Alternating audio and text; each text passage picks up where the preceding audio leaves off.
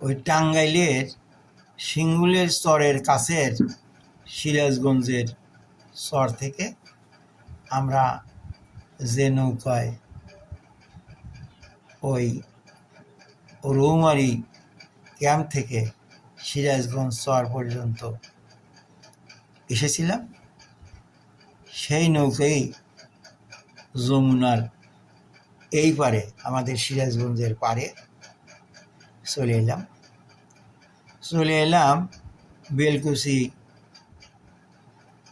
এবং কামারখন্দ ও নির্বাচনী এলাকার এমএনএ জনাব মোহাম্মদ আব্দুল মতিন সাহেবের গ্রামে।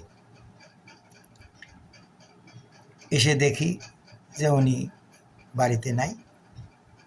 ওনার ভাই আব্দুর রশিদ তালুকদার আমাদেরকে সহযোগিতা করলেন। তিনি আমাদেরকে আমাদের থাকা খাওয়ার ব্যবস্থা করলেন। আমরা ওই এলাকায় থাকি। প্রতিদিন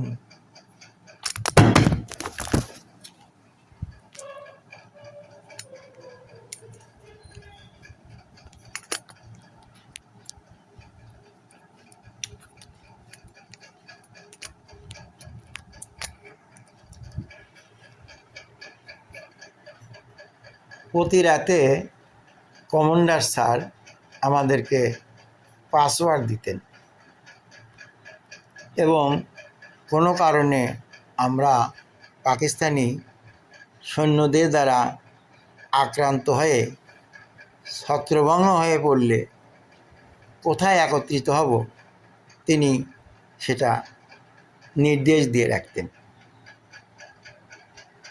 পাসওয়ার্ডের মাধ্যমে একজন আমাদের আরেকজনকে চিনতে পারত।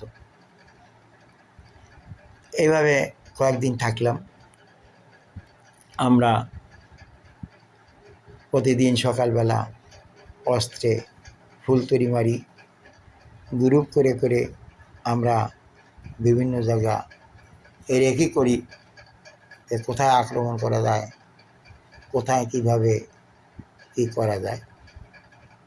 এইভাবে একদিন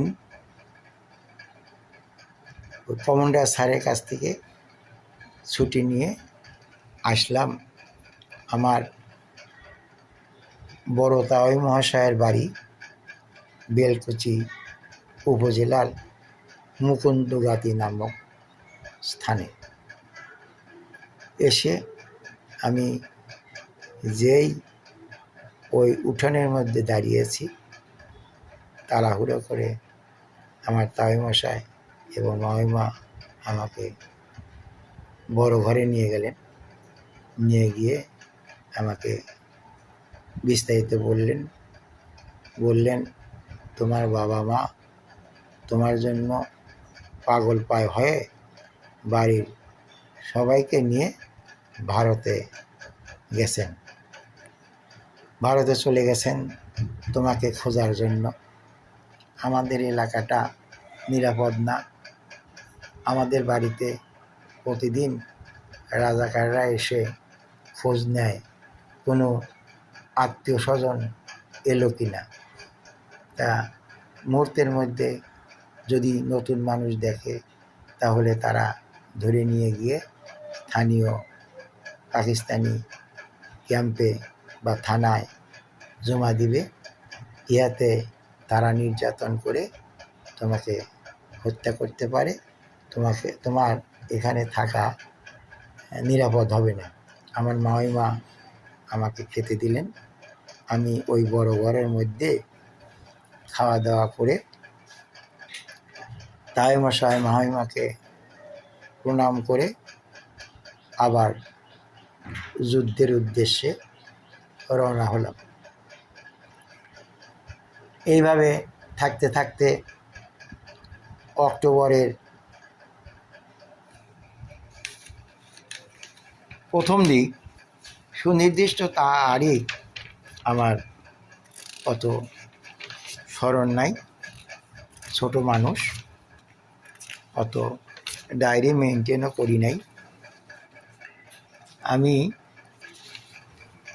আমার কমান্ডার স্যার জনাব আব্দুল মান্নান স্যার এবং অন্যান্য আরও কয়েকজনের রেকির ভিত্তিতে বেলকুচি থানা অপারেশন অংশ নিলাম। স্যার আমাদেরকে ওই আমাদের সেল্টারে বসিয়ে ব্রিফ করলেন কোথায় কিভাবে আক্রমণ করব, কোথায় কি করব। তা আমাদের গ্রুপেরকে সহযোগিতা করবে সিরাজগঞ্জের আমির হোসেন ভুলুর গ্রুপ সহ আরও বেশ কয়েকটি গ্রুপ, সব একযোগে আমরা বেলকুচি থানা আক্রমণ করব।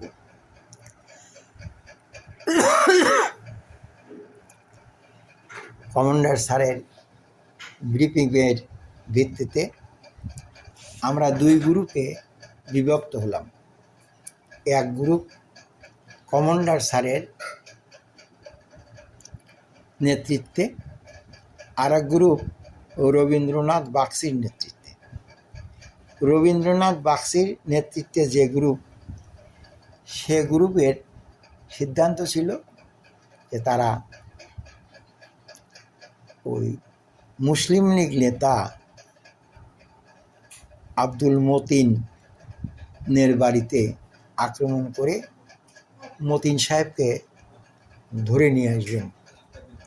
তিনি ছিলেন স্বাধীনতা বিরোধী, আর আমরা সবাই আক্রমণ করব থানা, বেলকুচি থানা। তা আমরা ক্রলিং করে বেলকুচি থানার দিকে অগ্রসর হচ্ছি, আক্রমণ করব।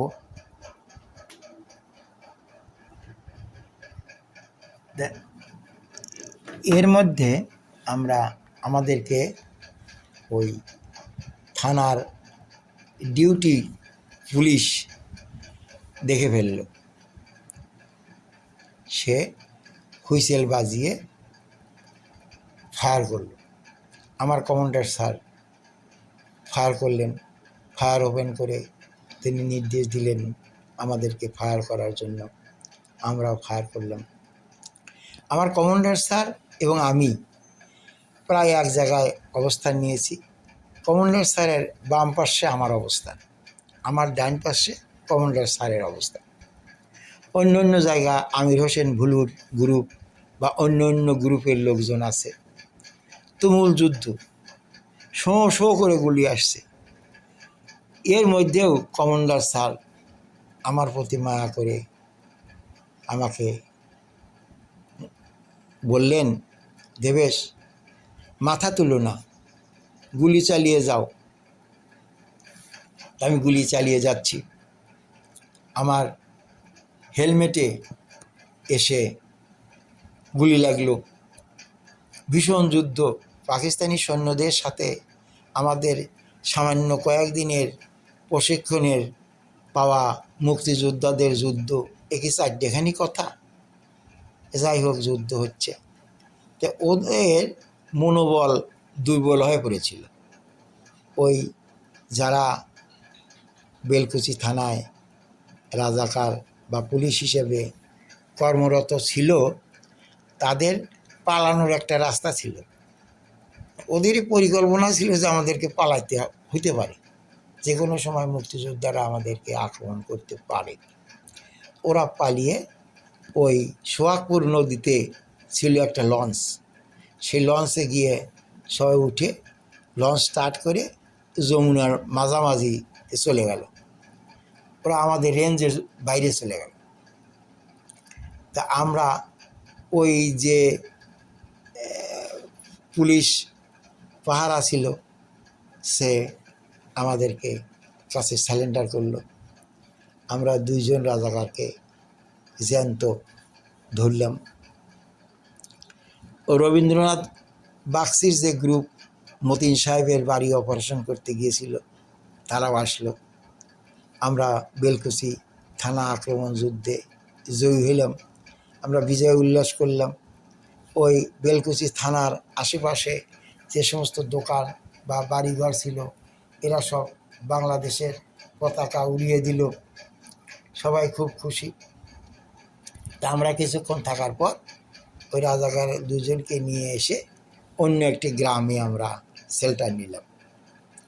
শেল্টার নেওয়ার পরে তো এই দুজন রাজাকারের প্রথমে আমাদের শেল্টারে একটা আলাদা রুমে রাখা হয়েছিল।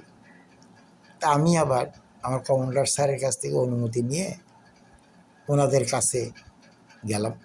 ওনাদের চোখ বেঁধে রাখা হয়েছিল, কারণ তারা যদি জানে যে আমরা কোন বাড়িতে অবস্থান নিয়েছি, কার বাড়িতে, পরবর্তীতে তারা ছাড়া পেলে ওই তাদের রাজাকার ক্যাম্পে গিয়ে রাজাকারদেরকে নিয়ে এসে এই বাড়িওয়ালাকে হত্যা করতে পারে। চোখ বাঁধা অবস্থায় তখন আমি জিজ্ঞাসাবাদ করলাম যে তাদের রাজাকার হওয়ার প্রেক্ষাপট। তারা যে কথা বললেন তাতে সহজ সরল মানুষ মনে হলো। তারা আমাকে বুঝালেন যে রাজাকার সম্পর্কে আমরা বুঝি না, আমরা বুঝি এটা একটা চাকরি, আমরা আমাদেরকে বেতন দিবে, সেই বেতন নিয়ে আমরা পরিবার পরিজন নিয়ে খেয়ে পরে বাঁচব। তা আমাদের বাড়িতে স্ত্রী, মা, সন্তানাদি আছে। তাদের কথায় আমার খুব মায়া হলো। সত্যি তখন বাংলাদেশের দুইটা দল, গ্রুপ, এগুলো স্বাধীনতার পক্ষে আর একটা স্বাধীনতার বিপক্ষে। স্বাধীনতার পক্ষওয়ালারা স্বাধীনতার পক্ষওয়ালাদেরকে মারে, স্বাধীনতার বিপক্ষওয়ালারা স্বাধীনতার পক্ষওয়ালাদেরকে মারে। তখন আমি দেখলাম এটা তো আসলে কোনো, এবং বলল যে আমরা কোনো বাড়িতে পাকিস্তানি হানাদারদেরকে নিয়ে গিয়ে অত্যাচার করি নাই, কোনো বাড়ি লুটতরাজ করি নাই, জ্বালা পোড়াও বা নির্যাতন বা নিপীড়ন বা কোনো বাড়ি থেকে গরু ধরে নিয়ে আসা, ছাগল ধরে নিয়ে আসা, মানে মানবীয় তা বিরোধী কোনো কাজে আমরা অংশগ্রহণ করি নাই। দয়া করে আমাদেরকে আমার চোখ খুলে দেন। প্রথমে স্যারের অনুমতি না নিয়ে আমি চোখ খুলে দিলাম। খুলে দিয়ে বললাম যে ঠিক আছে, তাহলে আপনারা, আমি চেষ্টা করে দেখি স্যারকে বলে আপনারা আর ওই রাজাকারে ফেরত যাবেন না, আপনারা বাড়িতে গিয়ে অন্য কাজ করে খাবেন। বলে যে হ্যাঁ, আমরা আর রাজাকারে যাব না, আপনি স্যারকে বলে যদি আমাকে একটু মুক্তি দিতে পারেন। যাই আমাদের সাথেই একসাথেই খাওয়া দাওয়ার ব্যবস্থা করা হলো। খাওয়া দাওয়ার পরে আমরা প্রতি রাতেই শেল্টার সাধারণত চেঞ্জ করি, একই শেল্টারে আমরা একাধিক দিন থাকি না।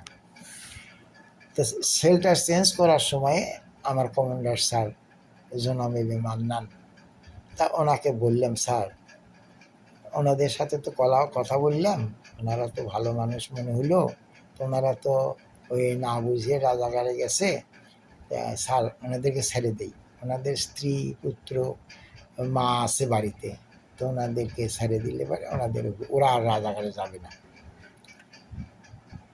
তো ঠিক আছে, আমার কমান্ডার স্যার খুব ভালো মানুষ, অত্যন্ত ভালো মানুষ, এবং তিনি আমাকে খুব ভালোবাসতেন। আমি ছোট মানুষ, মানে বড় ভাইয়ের মতো, ছোট ভাইয়ের মতো আমাকে খুব স্নেহ করতেন। তো ঠিক আছে, তাহলে ছেড়ে দাও। তখন আমি আর ওই দৌলতপুরের শামসুল হক নামে দুইজন, আমরা দুজন ওই রাজাকার দুজনকে একটু দূরে নিয়ে আসলাম, যে আমরা কোথায় যাচ্ছি যাতে না বুঝতে পারে। একটু দূরে নিয়ে এসে তাদেরকে আবার বললাম যে আপনারা ওই রাজাকার ক্যাম্পে ফিরে যাবেন না, আপনারা বাড়িতে চলে যাবেন সোজাসুজি। বাড়িতে গিয়ে এবং আরও যারা রাজাকারে গেছে প্রয়োজনে তাদেরকে সবাইকে মোটিভেট করবেন যে তারা যেন রাজাকারে না যায়। দেশ অল্প দিনের ভিতরে স্বাধীন হবে, কেন আপনারা নিজেদের মধ্যে ঝগড়া বিবাদ করবেন, কেন পাকিস্তানি সৈন্যদেরকে সহযোগিতা করবেন। এভাবে বিভিন্ন কথা বুঝে বললাম, ওনারাও অঙ্গীকার করলো যে আমরা আর ফিরে যাব না।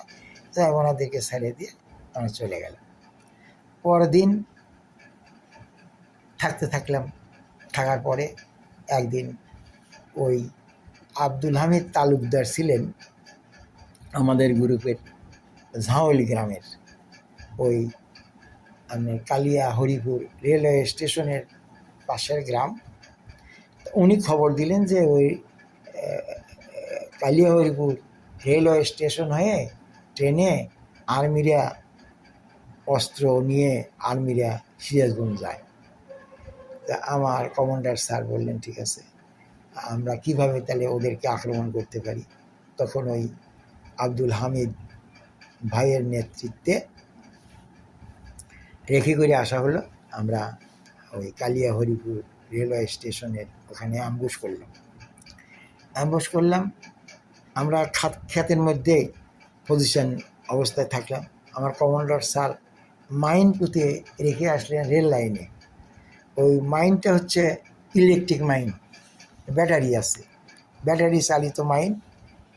ওই একটা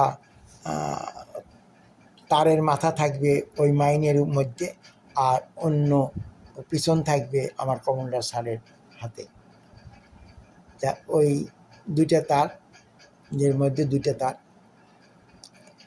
তো ওই হেরিকেন হাতে রাজাকার এবং মালয়েশিয়ারা টহল দিচ্ছিল রেল লাইন। আমাদের ওই মাইনের তার তাদের পায়ে লেগে বিচ্ছিন্ন হয়ে পড়ে। তারা বুঝতে পারে যে কী ব্যাপার, তার তখন বোঝে যে হয়তো মুক্তিযোদ্ধা আসছে। যাই হোক, ওরা টর্চ লাইট মেরে মেরে আমাদেরকে দেখতেছিল। ইতিমধ্যে এক গাড়ি পাকিস্তানি আর্মি ওই যাচ্ছিল সিরাজগঞ্জের দিকে, ঈশ্বরদীর দিকে, হয়তো সিরাজগঞ্জের দিকে।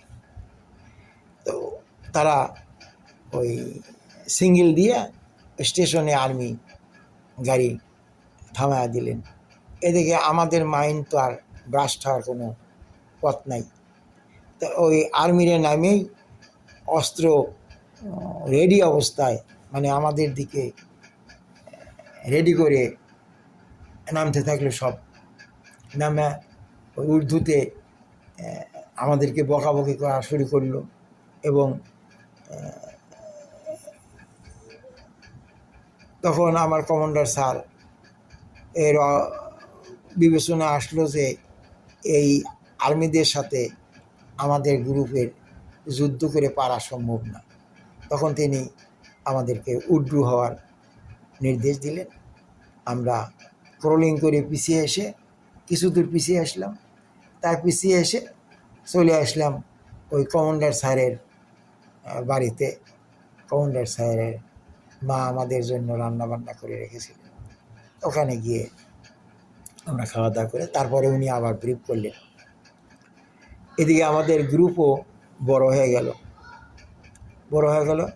তো পরে আমরা সবাই মিলে রাত্রিতে হেঁটে যেতে থাকলাম সেই কল্যাণপুরের দিকে। কল্যাণপুর নামক গ্রামে গিয়ে আমরা ওই শেল্টার নিলাম বিভিন্ন বাড়িতে। ওই গ্রামের লোকজনদেরকে বলায় তারা সকালের খাবারের ব্যবস্থা করলেন। আমরা ওই অস্ত্রে ফুলতুড়ি বা অন্যান্যভাবে পরিষ্কার করলাম।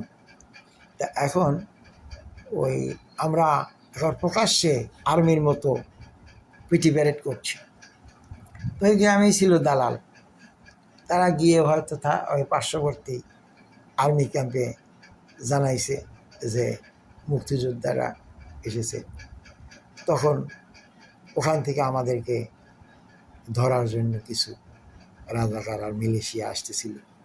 বড়া গ্রামের মধ্যে দিয়ে যখন আসে তখন মনে হলো যে ওদের সংখ্যা খুব বেশি হবে না। তখন আমাদের কমান্ডার স্যার বললেন যে ঠিক আছে, আমরা ওদের সাথে যুদ্ধ করব, আপনারা পজিশন নেন। তা স্যারের নির্দেশে আমরা ওই কল্যাণপুরের এক বাঁশঝাড়ের মধ্যে, বাংকারের মতো জায়গা আর কি, ওই জায়গাতে আমরা অবস্থান নিলাম। ওই সমস্ত লোক মালয়েশিয়া আর রাজাকারেরা কল্যাণপুরের রাস্তা ধরে আসতেছিল। ওখানে একটা ক্যানেলের মতো ছিল, ওই দিকে যাচ্ছিল। তা আমাদের বাঁশঝাড়ের কাছাকাছি যখন আসে তখন আমার কমান্ডার স্যার ফায়ার ওপেন করলেন এবং আমাদের ফায়ার করার নির্দেশ দিলেন। তখন আমরা ফায়ার করলাম, যুদ্ধ হলো, বেশ কিছুক্ষণ যুদ্ধ হলো। যুদ্ধ হওয়ার পরে ওরা পিছিয়ে গেল। ওরা লাফ দিয়ে ওই রাস্তার উত্তর পাশে গিয়ে অবস্থান নিল। ওরা আমাদের দিকে গুলি করতে থাকলো, আমরা ওদের দিকে গুলি করতে থাকলাম। গুলি করতে করতে ওরা সব পিছিয়ে চলে গেল। ওখানে আমরা বিজয়ী হলাম। বিজয়ী হওয়ার পরে অন্য অন্য আরও কতকগুলো গ্রুপ ওই আমাদের কল্যাণপুরের আশেপাশে অবস্থান নিয়েছিল, যেমন বাবর আলীর গ্রুপ, নজরুল ইসলাম স্যারের গ্রুপ, এরকম মুক্তিযুদ্ধে আরও কয়েকটা গ্রুপ আমাদেরকে সহযোগিতা করার জন্য এগিয়ে আসলে আমরা জয়ী হলাম। জয়ী হওয়ার পরে আমরা বিজয় উল্লাস করলাম, খাওয়া দাওয়া করলাম।